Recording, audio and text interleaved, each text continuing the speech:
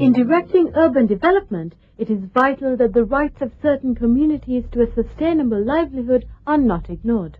With the rickshaw pullers of South Asia, for instance, the importance of their role in developing urban societies will be evident in a closer examination of their means of employment.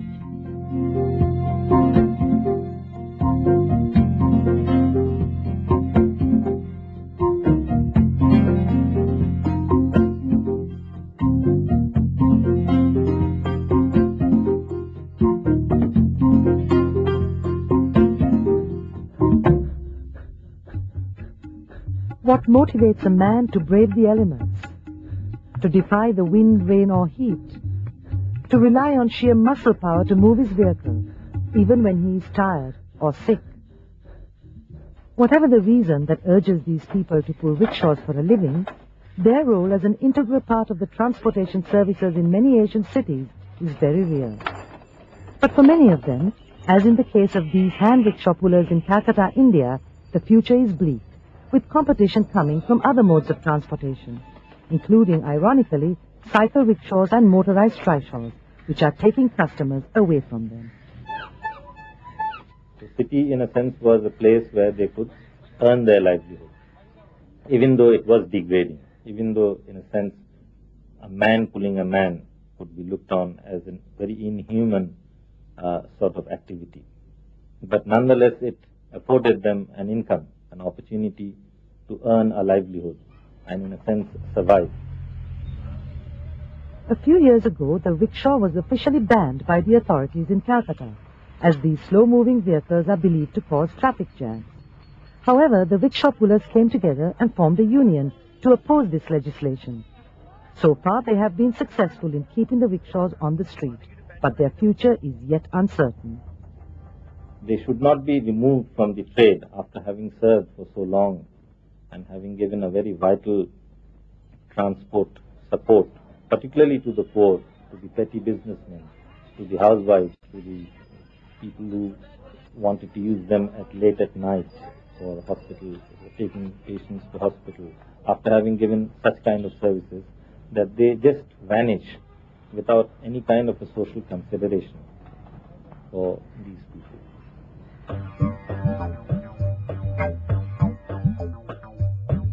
Non-motorized transportation plays a dominant role as the least costly, though sometimes unpleasant and dangerous mode of travel in some of the poorest countries of Asia. Many governments, however, associate these forms of transportation with poverty and attempt to abolish them altogether. If properly developed and improved, they could become an environment-friendly and affordable means of travel.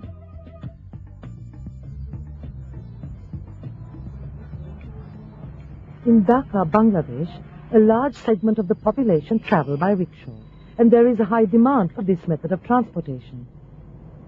Recognizing the importance of the rickshaw on the streets of Dhaka, the Bangladesh Environment Development Organization, together with the Economic and Social Commission for Asia and the Pacific, have initiated a training program for rickshaw drivers, at the end of which they are issued a license.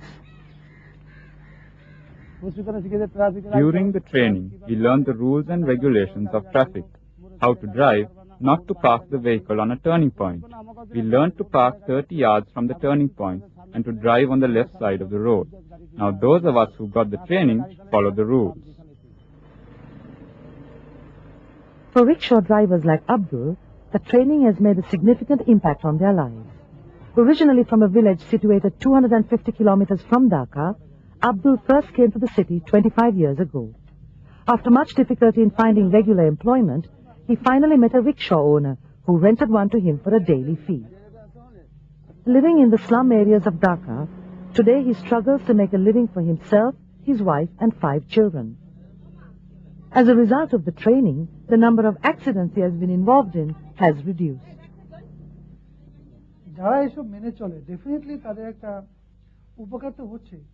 Those who are following the rules are definitely contributing to the safety of the roads. And if this sort of training is given to all the rickshaw drivers, as well as the other commuters, not only the public, but the government will also benefit.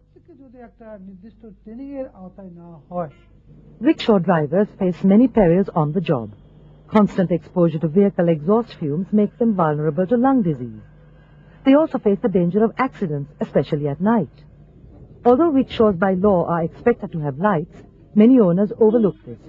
The Bangladesh Environment Development Organization has therefore initiated another project where reflectors are being fixed onto the rickshaws.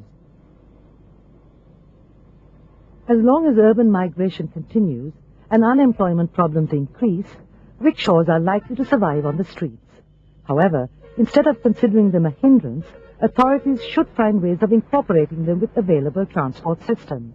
With the right assistance, rickshaws could prove to be a low-cost and pollution-free mode of transportation, whose value should not be underestimated.